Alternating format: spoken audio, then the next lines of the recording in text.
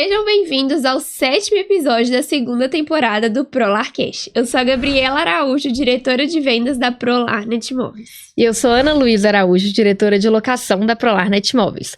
E esse é o ProLarCast, um podcast feito por quem vive o mercado imobiliário na pele. E o nosso objetivo? Transformar o mercado melhor em 1% todos os dias. E esse podcast é oferecido pela Lastro. Faça como as melhores imobiliárias do país e contrate a Laís, a inteligência artificial mais avançada do mercado imobiliário. Ela é a primeira funcionária da imobiliária que não é feita de carne e osso. Ela atende instantaneamente 100% dos seus leads, trabalhando 24 horas por dia, 7 dias por semana. Com a Laís, os seus clientes recebem o melhor atendimento do mercado e a sua imobiliária fecha mais negócios.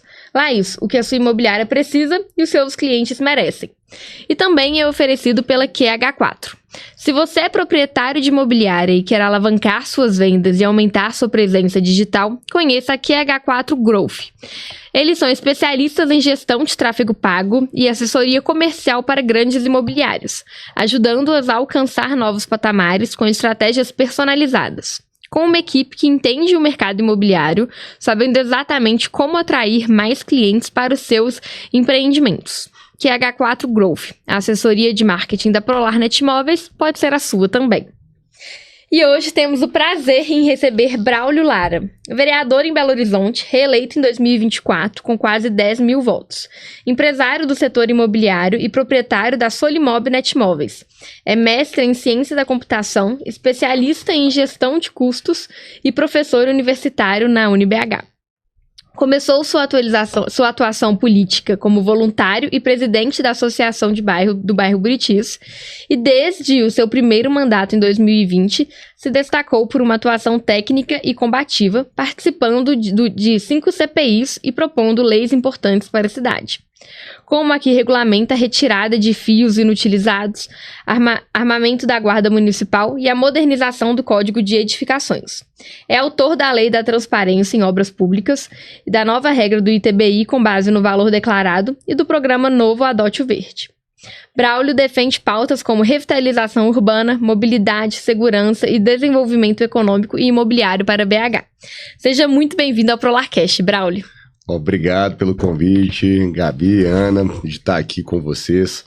A Prolar, que sempre foi uma grande parceira, e a gente leva isso com todo o carinho, e hoje atuando aí na área pública como vereador aqui em BH, né? Legal. E sempre enaltecendo aí todo o apoio que o mercado imobiliário me deu para estar nesse mandato, e a gente está lá realmente tentando fazer a diferença. Legal. Nosso vereador aqui, uma honra a gente poder conversar com você. E a gente sabe que você não começou na política. Antes, igual a Ana Luísa falou na apresentação, você tem uma imobiliária. E olhando lá atrás, né, quando você fundou a Solimob, como que foi esse processo e em qual frente você atuava na imobiliária? Hoje, inclusive, estamos fazendo 17 anos de Solimob Netmóveis, então, assim, é uma trajetória grande. Legal. Mas parabéns. O mais engraçado é que eu não atuava no mercado imobiliário antes, quando era mais novo. Na verdade, até comecei minha jornada com meu pai, mas meu pai atuava no segmento gráfico, não tinha nada a ver com imóveis. Uhum. E hoje ele trabalha conosco, e muita gente às vezes até acha que a gente vem de um legado familiar, mas não foi assim. Em 2006 para 2007, eu atuava no ensino superior, né, na área de planejamento e gestão do UniBH, e conheci pessoas que atuavam no segmento, né, e isso mais tarde foi transformando numa parceria que acabou virando uma nova empresa, a Solimob, na época uma empresa de lançamentos imobiliários, e que, coincidentemente, eu utilizei dentro da disciplina de planejamento estratégico no curso de pós-graduação de gestão de curso e controladoria como tema do meu trabalho de encerramento de curso. Então, na época ainda era uma modelagem, eu enxergava a empresa, mas ela não existia. Apresentei para minha turma como que seria, mas tudo ainda estava por ser construído. Então é muito engraçado hoje quando eu encontro esses colegas de turma, eles falam, não, eu lembro quando você estava lá apresentando como é que ia ser a empresa. Então, em 2008 foi quando a gente abriu a Solimob. Mais tarde, ela entrou para a rede Netmóveis, né? Nós diversificamos a atuação, que deixou de ser apenas em lançamentos imobiliários e passou a atuar também na venda de imóveis avulsos e de locação também. Então, Hoje ela é uma das empresas da rede Netmóveis, que tem essa atuação em toda Belo Horizonte, mas nós estamos no bairro Buritis, e é um bairro que sempre girou muito negócio, então foi onde, inclusive, dentro da minha trajetória política, começaram as outras conexões, né? Porque no meu bairro eu acabei atuando como voluntário, participando da associação de moradores, e assim foi integrando um monte de gente, uma série de linhas de frente, e hoje estou aqui no mandato parlamentar como vereador de Belo Horizonte, então represento o mercado imobiliário com toda a percepção de quem de fato vivencia e vivenciou, né, todos esses capítulos da nossa cidade, mas também uma pessoa que está ali tentando transformar Belo Horizonte por um prisma diferente. Aliás, a gente acaba, infelizmente, sendo muito atacado às vezes no mercado imobiliário como se fosse ruim uma expansão imobiliária, ou até a própria questão que eles chamam de especulação imobiliária, mas na verdade o que a gente está falando é de desenvolvimento, e a cidade precisa de ter desenvolvimento. Então, saber de como isso funciona na prática, principalmente como corretor de imóveis que vivencia toda essa intermediação entre as pessoas que são produtoras, né, de moradia, e aquelas que são consumidoras de moradia. Essa conexão a gente tem bastante coerência para falar realmente o que Belo Horizonte precisa para se desenvolver. É verdade. E como é que foi essa transição? Um dia você acordou e falou, vou virar vereador? Como é que você tomou essa decisão? Olha, todos os prédios onde eu morei eu fui síndico. Eu sempre fui muito participativo. Eu vou te ser sincero, eu acho que eu sempre tive uma dificuldade muito grande de ver um problema e não dar palpite para tentar achar uma solução, né? De tipo, o que pode ser feito para realmente resolver o problema? Só que no nosso mundo, quanto mais você tem esse perfil, mais você é atraído para dentro dos problemas mesmo, né? As pessoas começam a te abrir as possibilidades para você realmente influenciar. Mas essa liderança acaba trazendo também outras responsabilidades, e às vezes na hora que você menos espera, você já está numa linha de frente, numa linha de liderar esse processo. Então, não só fui síndico dos prédios que eu participei, mas tem casos interessantes que até hoje, por exemplo, quando a gente encontra nos eventos da Netmóveis, o pessoal me cobra o campeonato de futebol da Netmóveis, o campeonato de kart que eu administrei durante 8 anos, que a gente fez. Tudo isso foi o quê? Um esforço coletivo que acabou que o Braulio estava lá tentando arrumar, organizar, e aí passei a liderar.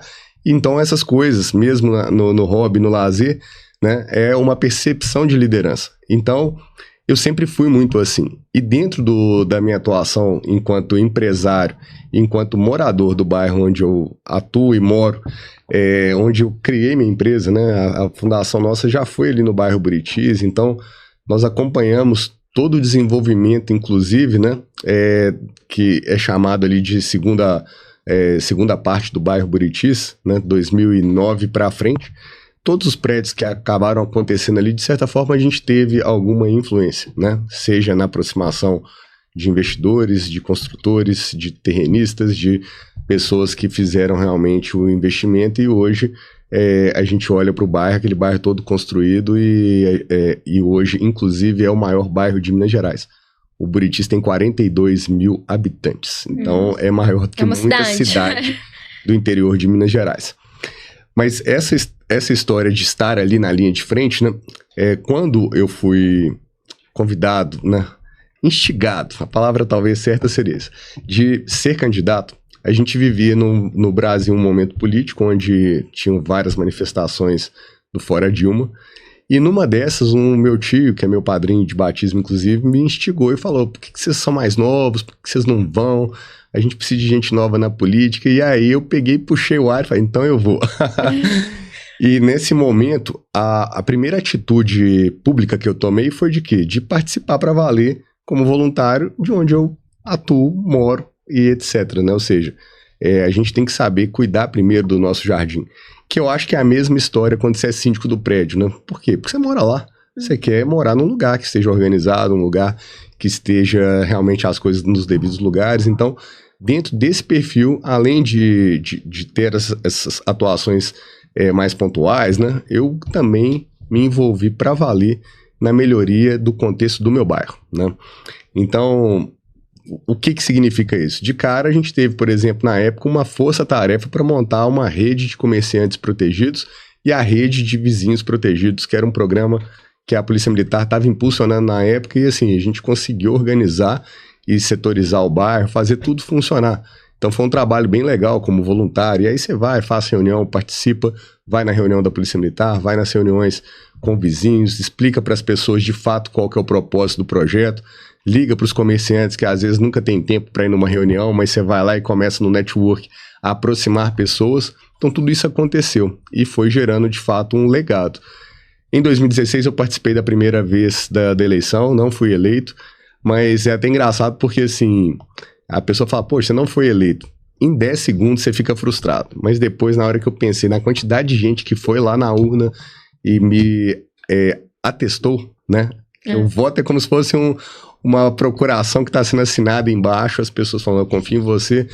Eu peguei e falei, não vou fazer o que 99% faz, que é de me afastar e concentrar só na vida particular. Eu continuei participando da vida comunitária como voluntário, e aí fui convidado a ser, então, o presidente da Associação de Moradores, assumi a função como um desafio e dei o meu melhor, tentando realmente fazer que aquilo ali realmente fosse bem significativo. Então, todos os assuntos de Belo Horizonte que participavam, basicamente, as comissões, as discussões públicas, a gente começou a ir e participar, tanto no âmbito da segurança, no âmbito da política urbana, da questão da ocupação do solo, a questão de meio ambiente, enfim, todas as frentes que a gente podia participar dos debates públicos, a gente passou a participar de forma institucional, e isso, obviamente, foi ganhando expressão em 2020, campanha, meio da pandemia, e aí eu fui eleito a primeira vez com 5.776 votos, e comecei, então, o mandato de vereador de 2021 até 2024. 2024, ano passado, foi a reeleição, e aí eu atingi 9.992 votos, né, praticamente 10 mil, e reeleito. Estamos aí realmente para fazer essa diferença na cidade. E eu acho que quando você mostra o serviço, as pessoas percebem de fato esse valor, a tendência é só de realmente o reconhecimento ir aumentando e automaticamente as responsabilidades aumentam, mas se a gente quer fazer a diferença, a gente tem que ir para esse caminho mesmo, né? É verdade. Então, assim que eu cheguei na política, mas nunca deixando, obviamente, de deixar bem claro que eu sou do mercado imobiliário, né? Sou um corretor de imóveis, tenho uma empresa, a gente vive disso, até porque mandato político é passageiro. É um momento que eu estou vivendo, mas se não existisse isso, o ganha-pão é no mercado de imóveis. Legal, Braulio. A gente sabe que crescer em BH é um desafio e tanto, né? E na sua visão, quais são os maiores entraves legais e burocráticos que a gente tem hoje na cidade? Belo Horizonte virou uma cidade até então, até a última gestão, realmente inimiga de quem quer empreender. É verdade. E assim, não é só uma frase solta. A gente observa e pode atestar isso nas atitudes que a prefeitura teve em todas as votações que geravam algum tipo de fomento ao desenvolvimento da cidade, o desenvolvimento econômico. Só para vocês terem uma ideia, na linha empresarial, eu entrei com um projeto de lei super simples, que a TFLF, que é aquela taxa de fiscalização e licença de funcionamento, ela é uma taxa que toda empresa paga, e basicamente algumas empresas que porventura tinham iniciado atividades mais para o final do ano, tinham que pagar a taxa do ano inteiro. Assim como uma empresa que porventura fosse encerrada em janeiro, fevereiro, ela também tinha que pagar a taxa do ano inteiro. Falei, poxa, vamos proporcionalizar a taxa.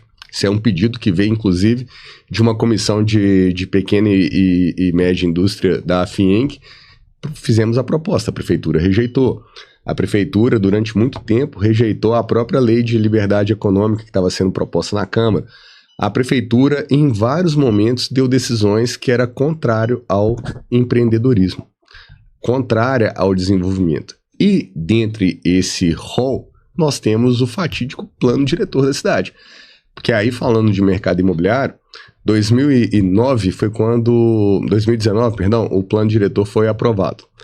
Ele, quando foi aprovado, ele tinha um prazo para entrar em vigor, se não me engano era de 6 meses, então no início de 2020 ele passou a valer, tinha ainda uma janela de transição.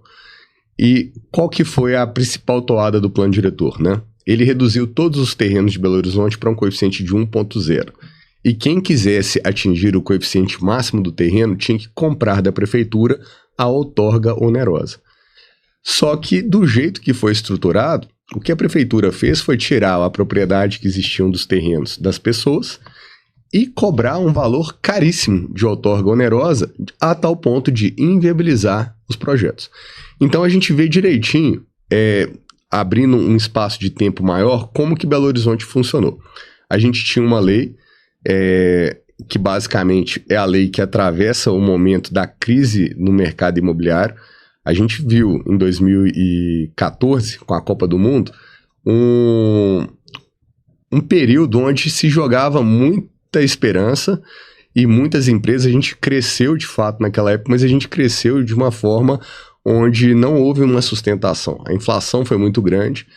Quando chegou em 2014 para 2015, o mercado imobiliário travou. A gente ficou em recessão 15, 16, 17 e só depois das eleições presidenciais que a gente começou a destravar o mercado. Então, nesse período, não teve mais lançamentos novos de prédios, porque todas as construtoras e incorporadoras ficaram inseguras nessa época e muitas que tinham um estoque altíssimo tiveram dificuldades, inclusive, para desmobilizar, porque as pessoas não tinham capacidade de compra. A gente viveu um momento realmente de recessão. Nesse período, então, quando começa a se fazer um movimento de voltar a ativar lançamentos e o mercado de construção civil retomar, Belo Horizonte vem e coloca o novo plano diretor. Então, o que a gente viu de obras nos 3 anos que sucederam o plano diretor, de 2020 a 2023, eram estoques de projetos que foram aprovados antes do plano diretor entrar em vigor. Alguns que ainda existem foram exatamente na janela de tempo dos 3 anos, que ainda tinha alguma flexibilização de coeficiente para algumas regiões da cidade. Mas, neste momento que o crescimento estava voltando, em vez de ele acontecer dentro de Belo Horizonte, ele começou a acontecer fora da cidade de BH, na região metropolitana. Então a gente viu Nova Lima explodir de obras. A gente viu Contagem, Betim, Lagoa Santa, enfim. O colar metropolitano começou a desenvolver e Belo Horizonte ficou com o freio de mão puxado, né? E isso, qual é o impacto, né? Quando você convida o investimento a não acontecer dentro do seu território, você tem diversos tipos de perda, né? Perdas, obviamente, em arrecadação pela movimentação econômica, perdas com relação à população, que existe um déficit habitacional, mas ele começa a não ser suprido, e principalmente, quando você joga a população para fora desses perímetros da cidade, você força muito o sistema de mobilidade urbana, porque cada vez mais as vias vão entupindo. A pessoa não mora em BH, mas ela continua ainda tendo sua atividade empresarial, econômica, trabalho, etc., dentro de Belo Horizonte. Então, você só vai criando o quê? Movimentação de pessoas, ao invés de você ter a percepção que hoje é o que todo urbanista, arquiteto defende, que é de você ter mais adensamento onde está o trabalho, onde está a vida das pessoas. Ou seja, quanto menos deslocamento e mais adensamento, você otimiza essas relações da cidade. Então, o que a gente viu foi Belo Horizonte com freio de mão puxado e todo o entorno desenvolvendo. E essa é a realidade dos últimos anos. Bem, a gente parte agora para uma nova gestão, né? O prefeito Álvaro Damião tem, inclusive, falado disso em entrevistas, né? Que Belo Horizonte tem que conseguir ter prédios maiores, etc. Eu vejo que a gente está agora realmente para viver um novo capítulo e dentro da perspectiva de norma de legislação é a rediscussão do plano diretor, que ela tem que acontecer em tese até 2027. Então, isso tudo pode mudar a cara de BH, mas a gente não pode realmente deixar que decisões erradas que precisam de ter correção de rotas para lá, porque na hora que você abre realmente a visão em 10 anos, você vai vendo direitinho o que aconteceu com o mercado imobiliário, né? A gente teve alguns momentos e aí na hora de entrar realmente num momento de expansão, num momento de desenvolvimento, a gente viu de fato Belo Horizonte travado para o empreendedorismo. É um absurdo, mas é muito comum você ver donos de construtoras mineiras belo-horizontinas que estão atuando até em outros estados, porque aqui a gente acabou não tendo boas frentes de mercado. E muitas cidades têm adotado medidas de incentivar o retrofit, né? Como é que você vê essa política aqui em Belo Horizonte, principalmente na região central, né? Então, o retrofit é fundamental, porque se você já tem uma cidade que precisa de ser renovada, até porque o próprio conceito hoje de ocupação dos espaços mudou. Depois da pandemia, falar em home office é outra realidade. É uma realidade que hoje, inclusive para o mais jovem, né, ele já entende isso com toda naturalidade. Eu, quando saio de casa para ir para a Câmara no horário de pico e pensar que eu fiquei quase 1 hora no trânsito, é de lascar. Mas não é dos maiores trajetos. Tem gente que perde 2 horas de transporte para ir, 2 para voltar. Imagina você pegar 4 horas do seu dia desperdiçando em mobilidade. É um fim da picada. E essa percepção de realmente otimizar a cidade parte da premissa de que levar essas pessoas para locais onde já tem a infraestrutura pública. E a região central é uma delas. Todas as linhas de ônibus, a maioria passa por lá, você tem transporte de metrô, você tem a estrutura da cidade muito disponível dentro da região central, então por que não adensar mais? Por que não ativar prédios que já não têm mais o uso que tiveram no passado, como prédios de salas, né? Hoje você não tem mais aquela demanda, aquele tanto de escritório igual já foi no passado. Por que eles não podem ser transformados em habitação? E uma das formas para a gente realmente resgatar a região central de Belo Horizonte é trazer as pessoas para morarem no centro de Belo Horizonte, para morarem realmente na região onde uma vez que a pessoa mora, ela passa a consumir. Isso ativa o comércio, ativa outras infraestruturas e outros serviços que dá vida para a cidade. Porque senão o que você vai ver com o passar dos anos é um mausoléu lá, extremamente deteriorado, onde acaba que a ocupação, em vez de ser de forma saudável e bem qualificada, você começa a ver morador de rua, você começa a ver uma série de coisas que vai definhando, inclusive, o próprio comércio, que é o que a gente, inclusive, vê hoje na região central de Belo Horizonte, e afastando as pessoas para cada vez morarem mais distantes. Então, o retrofit é uma pauta fundamental para a gente requalificar a parte central da nossa cidade. A ideia do retrofit, ela é ótima, mas dentro da Câmara, da Prefeitura, já tem algum benefício para uma construtora que vai pegar, por exemplo, hotéis que estão vazios lá na região central e transformar isso? Já tem alguma coisa que está rodando? A Prefeitura soltou uma lei, né, do retrofit. Foi uma lei, inclusive, que veio sendo discutida, uma proposição do Executivo. Eu acho que ela é um marco positivo, porque deu um passo. Mas eu acho que ela ainda precisa de ganhar mais... ela tem que ir um pouco mais além. Para ela destravar, de certa forma, a percepção, principalmente da arquitetura, dos arquitetos, de propor coisas que realmente atendam o mercado e não que ficam engessadas em restrições que já não fazem mais tanto sentido. Vou dar um exemplo de uma alteração de norma que a gente teve a partir de uma comissão que eu que presidi, inclusive, que era para modernizar o Código de Edificações. Em Belo Horizonte, a legislação exigia que o banheiro tinha que ter janela. O que isso implica? Implica, na verdade, se você está fazendo um retrofit, todos os banheiros têm que ficar alinhados na fachada. Você não consegue colocar o banheiro mais para uma posição mais interna, porque você não podia usar ventilação mecânica. Agora pode. A gente entrou com a lei, conseguiu, depois de muita discussão, aprovar. Então, hoje, os banheiros em Belo Horizonte podem ter ventilação mecânica. Show de bola. Isso vai destravando o quê? As possibilidades de retrofit. Sim, né? sim. Porque você começa a ter plantas que já permitem que o banheiro não fique nessa posição de fachada. Ele pode ficar mais dentro da edificação. Você tem a questão, por exemplo, de área de serviço. Será que todo mundo hoje precisa ter uma área de serviço dentro do apartamento? Porque tem outras construções, outros modelos de construção, que esse tipo de dispositivo pode estar na área comum do prédio. A lavanderia está na área comum.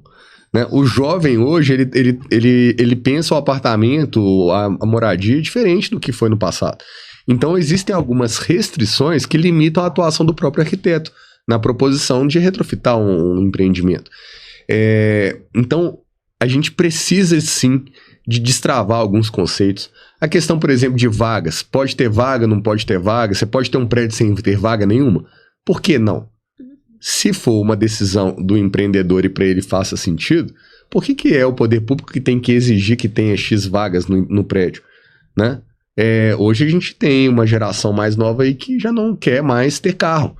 Ela prefere usar o transporte só por aplicativo, ela prefere outras coisas. Então, o mercado, ele se autorregula, porque ninguém vai colocar milhões e milhões de reais no empreendimento e não vender. Então, a perspectiva da venda é o que o cliente está buscando e quanto ele está disposto a pagar. E quem vai fazer essas decisões, né, que é o empreendedor, ele vai arcar com o resultado positivo, se ele tiver acertado, mas se ele tiver errado em alguns conceitos, quem vai sofrer com aquele produto, de fato, é ele. Não deve ser o poder público que fica palpitando em tudo.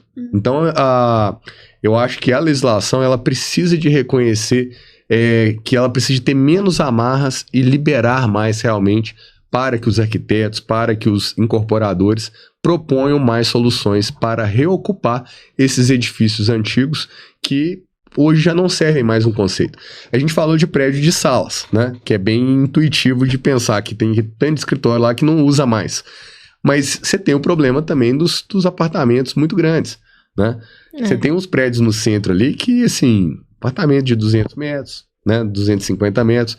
Quem que vai morar num apartamento de 200 metros no centro da cidade que não tem uma vaga? Então, o perfil do cliente que vai consumir um imóvel desse tamanho, ele não tem como mais conjugar com a perspectiva que foi a área central no início da implantação de BH, praticamente, né? Que é ali nos 1900 e um pouquinho, né? Ali era uma perspectiva diferente, né? Hoje, o ideal é refazer um apartamento desse tamanho e fazer ele virar apartamentos menores, de 35, 40 metros, que aí você consegue ajustar o preço do metro quadrado, né, de venda, com um investimento de reforma na retrofitagem, gerar uma planilha financeira que seja equilibrada, e aí sim as coisas andam. Eu gosto de dizer, gente, porque assim, eu sou da área de matemática, né? Se não fecha na planilha, não tem conserto. Não dá certo. Se os cálculos de viabilidade econômica não fecham, você pode achar o projeto mais bonito do mundo, mas ele não vai sair. Ele não vai ficar de pé, porque você não consegue equacionar. E Belo Horizonte tem esse problema, né? Muita gente fica achando que vai existir uma fórmula mágica que alguém vai conseguir viabilizar uma coisa que no final das contas não tem cliente para pagar, ou que não vai gerar uma margem que resolve aquele empreendimento. Então, precisamos de avançar mais no retrofit, precisamos de ter mais incentivos, sim, né? Tem alguns que são muito positivos, que a prefeitura já, por exemplo, inibe isenta do ITBI, ou seja, se a pessoa adquiriu aquele prédio lá para fazer a retrofitagem, ele pega e não paga o imposto de transmissão de bens imóveis, ou seja, tem vários dispositivos que já são pontos que a gente tem que parabenizar, são benéficos, mas a gente vai observar esse apetite do mercado por agora, né? Tá tudo ainda muito incipiente, mas eu espero que a gente consiga. Sim, e você que hoje vive, né, os dois mercados, o lado da política também, o do mercado imobiliário, você acha que o mercado ele tem conseguido uma voz ativa maior na política, no que diz respeito a esse planejamento da cidade? Com certeza. Antigamente, com todo respeito aos demais colegas vereadores, mas a gente não tinha pessoas que tinham a vivência realmente do mercado imobiliário. Então era tipo assim, a pessoa discutir sem ter fundamento. E quando elas não têm fundamento, elas ficam muito suscetíveis a qualquer argumento que venha imposto de cima para baixo pelo prefeito, pelo poder executivo. E aí, de fato, né, fica aquela... Não tem discussão na prática, tem um efeito manada de gente votando o projeto sem entender o que está acontecendo. Então, hoje, o mercado imobiliário tem voz no parlamento municipal e é muito importante isso para a gente conseguir sensibilizar os demais vereadores, as pessoas que vão tomar a decisão realmente, para a gente corrigir a rota de BH e levar a cidade para um caminho de desenvolvimento, para o caminho certo. Legal. E se você, Braulio, pudesse planejar, né, o cenário ideal de Belo Horizonte daqui a 10 anos, qual que seria esse cenário? Então, a gente precisa de reativar para valer o centro, trabalhar a reativação dos prédios públicos que estão parados. A gente tem mais de 80 prédios públicos que estão sem utilização, então eu acho isso um absurdo. Um que é muito emblemático é a Escola de Engenharia lá na Contorno com Andradas, que poderia ser um prédio, por exemplo, adequado e remodelado para atender uma moradia de menor custo, e tá lá, né, realmente sem utilização. Tem outros exemplos também dentro da cidade, mas é um esforço que entra muito lá da política, porque a gente está falando de imóveis públicos. E eu acho que eles deveriam ser, de alguma forma, direcionados, seja via iniciativa privada ou o próprio poder público, mas a gente tem que dar destinação para estes imóveis.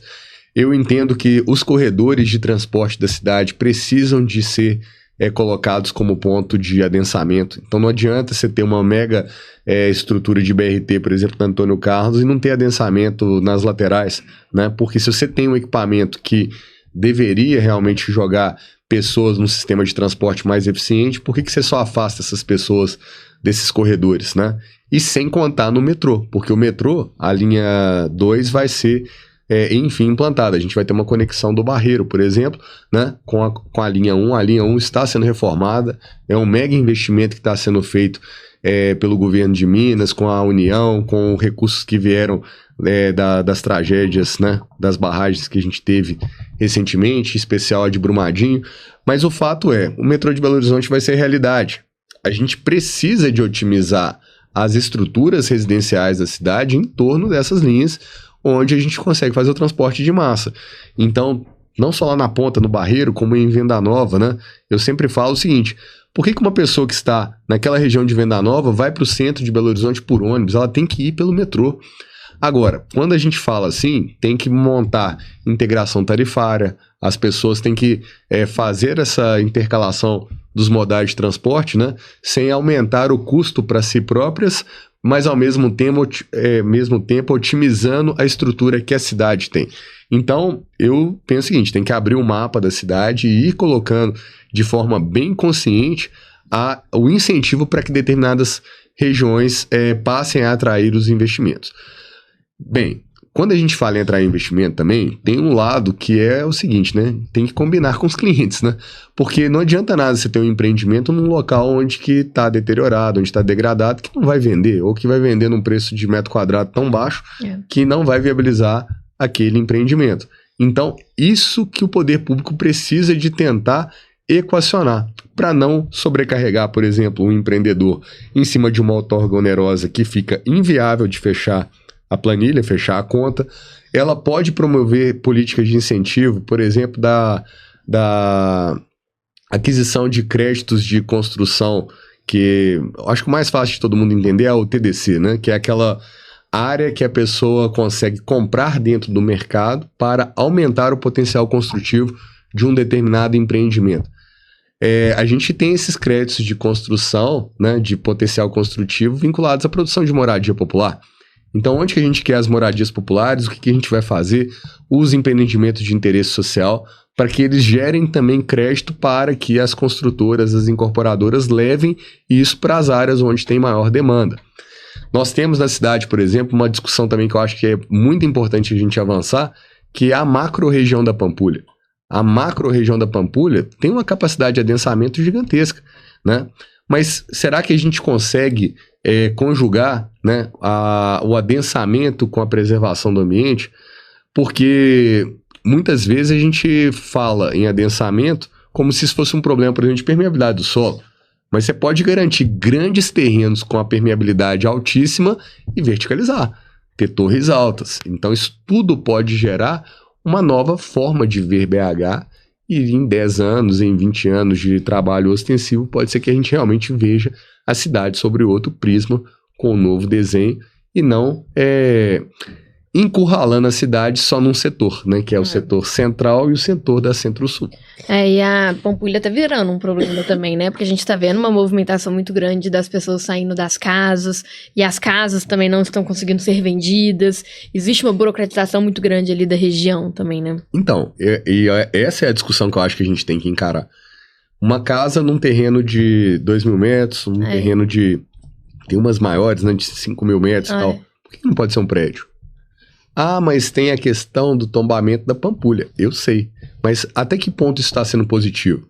Por que a gente tem uma lagoa super maravilhosa, né? Que precisa de ser melhor cuidada, inclusive, porque a gente vê problemas, principalmente na parte oeste da lagoa, mas se a gente tem essa visão de potencialização para realmente fazer com que essa joia que existe dentro de Belo Horizonte seja mais bem valorizada, por que não? Então, tudo isso é discussão para colocar na mesa e avançar.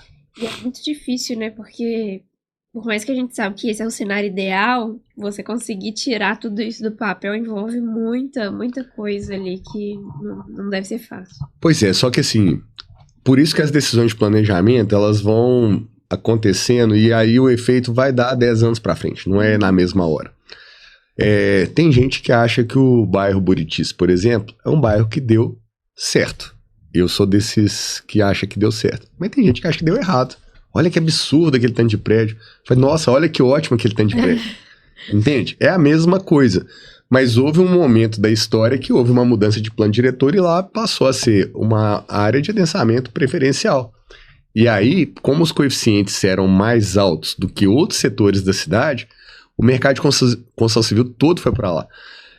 Na época, foi chamado, inclusive, do maior canteiro de obras da América Latina. De tanta obra em paralelo, no mesmo tempo, estava acontecendo naquele setor da cidade. Uhum. Pergunta se uma pessoa hoje quer sair do bairro Buritis. Não quer, porque ali é o conceito perfeito da centralidade. Que é a pessoa mora, os filhos estudam, ela vai no médico, ela vai na academia, ela vai no supermercado, tá tudo ali. Quem acha que deu Isso errado, é uma centralidade. São as pessoas que justamente moram lá e trabalham fora. Aí fica puto de pegar o trânsito de 1h30 e não gosta. Então, mas aí que tá. Por que ela continua então morando lá e ela não mudou para outro bairro? Porque na hora que ela chega no outro bairro, ela começa a ter os problemas de infraestrutura, de serviços que ela começa a ter que deslocar. Então, assim, é muito engraçado, porque existe um preço que é pago, né? Você tem o preço IPTU, mas você tem um preço que é de fato a mobilidade, que hoje é um dos maiores desafios. Não só dessa região do bairro Buritis, mas é um desafio da Centro-Sul, é um desafio da cidade como um todo, né? Mas tem solução? Tem. Vamos passar metrô subterrâneo na cidade inteira, é uma excelente solução, mas quando é que a gente vai ter dinheiro para fazer isso? E aí, por isso que quando a gente fala em desenvolvimento econômico, à medida que a cidade vai se ativando e vai aumentando a arrecadação e ela consegue, de fato, atrair o dinheiro para circular e fomentar a economia, é a hora que a gente começa a ter espaço para aumentar também essas cotas de investimento, de se fazer mais coisas e buscar, por exemplo, por meio de financiamentos, né, que essas infraestruturas sejam pagas ao longo do tempo. Mas o interessante do mercado imobiliário é isso que você falou. Não é porque as pessoas amam Buritis e escolheram morar lá atrás e foi passando... Não, teve um incentivo, né, do governo. De potencial. De potencial que fez as construtoras todas irem pra lá, que consequentemente o preço tem muita oferta, caiu. O preço caiu, então as pessoas conseguiram comprar um bom apartamento num preço acessível. Exato. E eu acho que a gente, população, né, não vê as entrelinhas. Poxa, por que um apartamento naquele bairro é super caro e no outro o preço é ótimo? Mas olha só que engraçado. Eu morei a vida inteira antes de casar no bairro Prado. Uhum. O Prado é um bairro bem antigo, né? As casas, os lotes do bairro Prado são lotes mais estreitos, de um modo geral. Então, um lote sozinho no Prado não consegue fazer uma obra, porque na hora que você tem que botar os afastamentos e tal, o prédio não viabiliza, né? Você não consegue fazer, então você tem que conseguir juntar mais terrenos. O preço dessas casas, que muitas delas estão se tornando novos empreendimentos, tá ali, né? E o que o empreendedor precisa fazer? Quando ele pega e calcula, tipo assim, ele conseguiu agregar 4 lotes, né, de 4 casas, elas foram demolidas e tal, então ele tem o custo total do terreno. Esse custo total, ele vai ser dividido pelo número de unidades. Então, a cota da fração ideal de cada apartamento que vai ser construído é exatamente essa divisão, né, de quanto custa o terreno pelo número de apartamentos que dá para construir. Quando você consegue construir poucos apartamentos, o que vai acontecer? O custo do lote, do seu lote vai ser maior, né? A arrancada do seu humilde apartamento ali é maior. Então esse é o custo da fração ideal.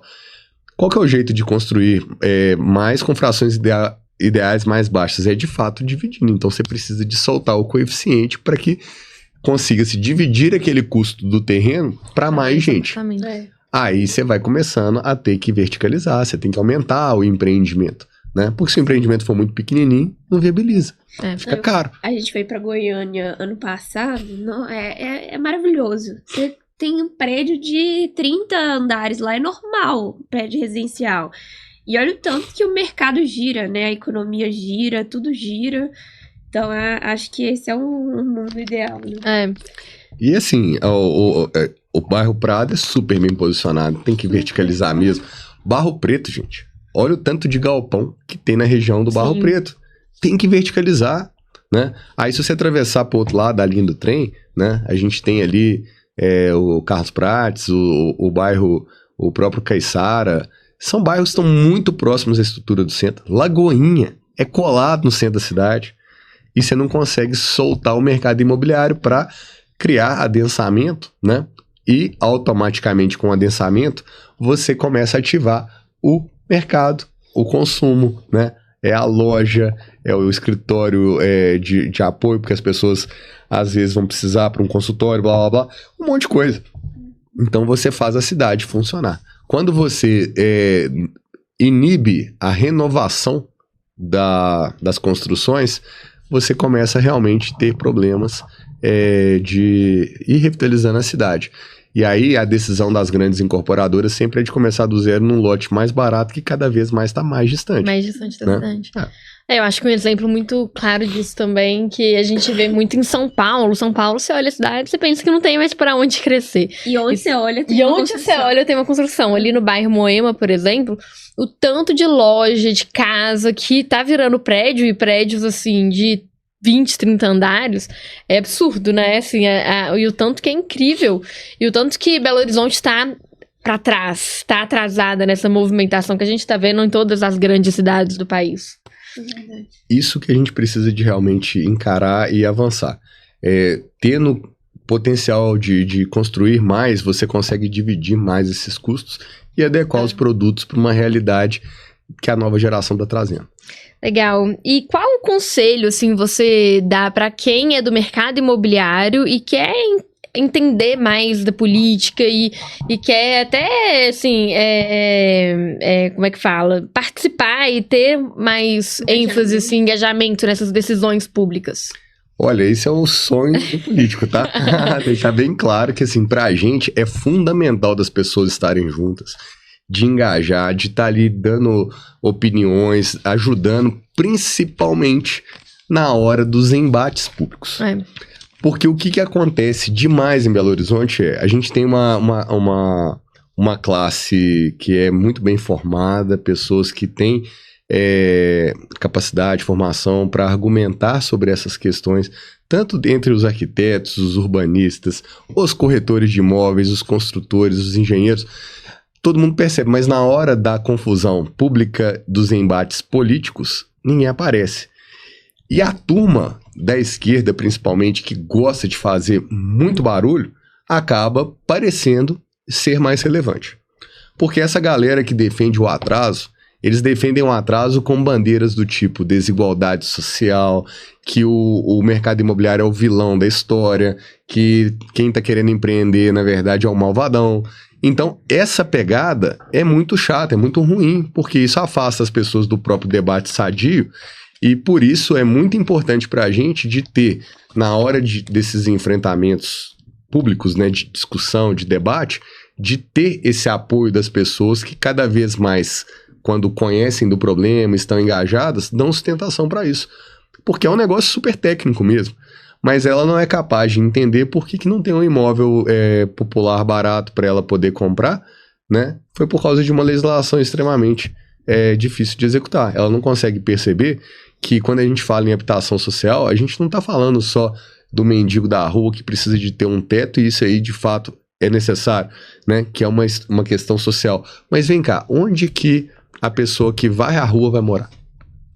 Onde que um gari, um lixeiro ou qualquer outra função dessas mais simples dentro da sociedade que é tão importante, onde que eles vão morar? Eles sempre vão ser expulsos ou eles vão ser integrados ao tecido urbano para valer, tendo essas habitações? Uma das saídas, por exemplo, é a gente ter prédios mistos, onde você tem uma parte dos apartamentos que vai atender esse tipo de moradia, outra parte num outro segmento. Por que não? Isso tudo são discussões importantes que a gente precisa de encarar e colocar para frente. Então, é desafiador. E quanto mais as pessoas participam, melhor é. Então, eu diria que até fica assim um recado para todo mundo que está nos acompanhando aqui do mercado imobiliário.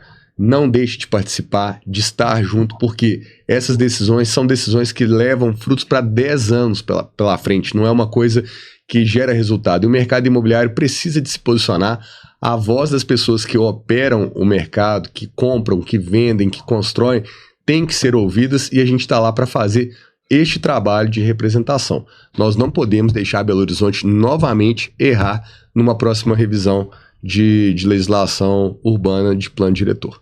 E quando que vai ser isso? Essa revisão tem data? As discussões já estão meio que começando, né? Mas até 2027 isso de fato tem que se consolidar. Uhum. Que bom, então tomara que dê certo, né? Que dê certo. Braulio, o papo tá muito bom, mas a gente tem que encerrar. E antes da gente encerrar, eu gostaria muito que você desse 3 conselhos para as pessoas que estão assistindo a gente, corretores, donos de imobiliária, e aí saindo do Braulio vereador e indo para um pouco do mercado imobiliário, que você gostaria de ter recebido quando você começou lá atrás. Olha, eu acho que 3 conselhos. Um dos conselhos que mais me fez, de fato, crescer na minha vida foi o conselho de que a gente constrói o nosso próprio resultado.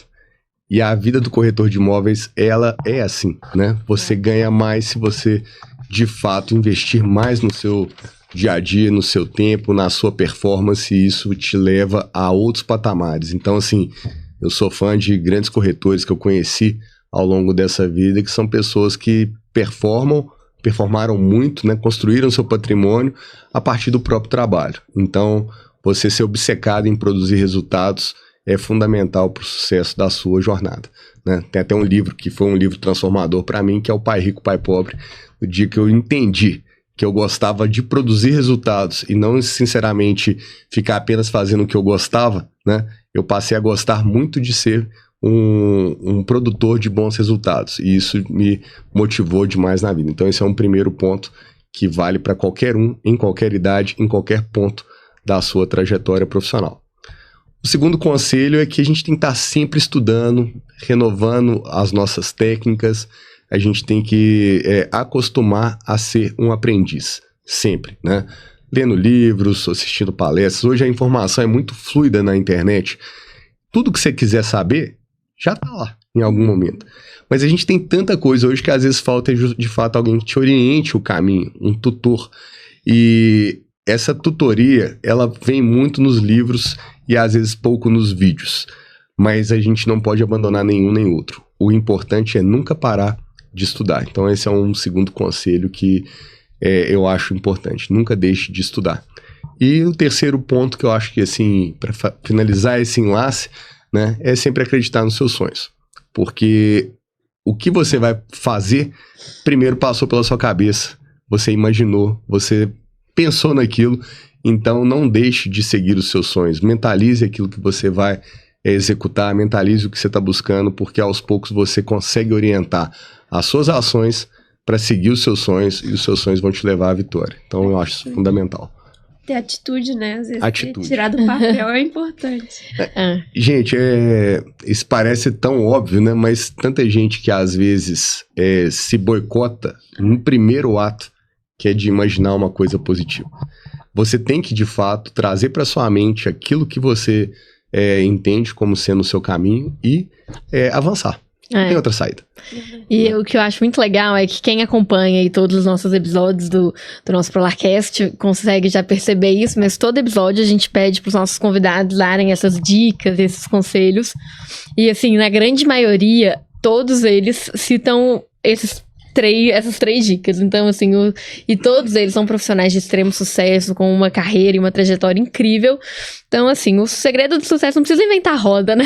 Não, é trabalhar. É fazer o básico, É fazer o básico bem feito, é dedicar, é estudar. Todos ressaltam a importância do conhecimento em todos os segmentos. A gente teve o último episódio falando muito sobre a questão de contabilidade, de outros, né, convidados que a gente teve em diversos outros ramos. E isso é muito legal. E a gente vai, isso é uma construção, né? Eu mentalizo viver até os 100 anos.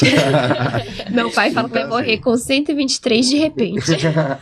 Então, eu acho que ele tá bem animado, mas 100 pra mim é a minha meta, né? Então a gente, o que você vai fazer em 100 anos, né? E 10 anos é 1/10 dessa história.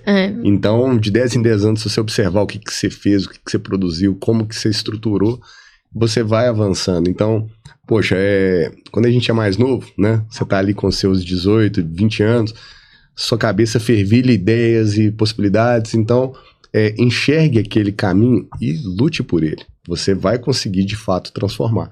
Agora, a gente sempre tem que ter a humildade de, quando errar, fazer uma reflexão e se reorientar para o caminho certo, mas o sucesso ele só vem com muito trabalho. E isso, para mim, é o principal ponto.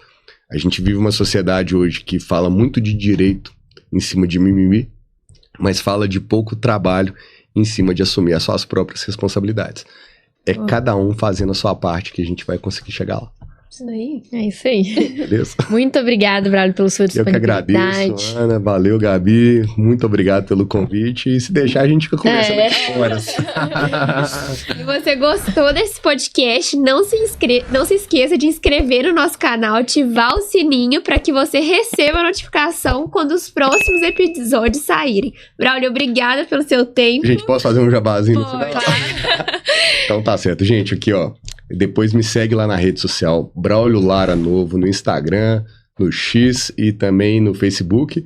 E no canal do YouTube, Braulio Lara, eu posto todos os meus vídeos de interações dentro da questão da política, mas também questões do mercado imobiliário. A gente vai tentando sempre produzir o conteúdo e eu só tenho a agradecer, então não deixe de seguir lá, @Braulio Lara Novo. Excelente. Gente. Muito obrigada. Esse foi mais um ProLarcast. Tchau. Muito bom. Gente.